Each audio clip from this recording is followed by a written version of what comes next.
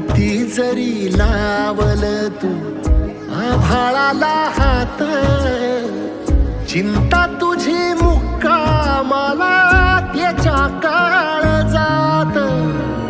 वाचतेच्या डोळ्यातली कधी कासाविशी, तुझ्या पायी राबानवी हाय त्याची खुशीर, हाय त्याची खुशी.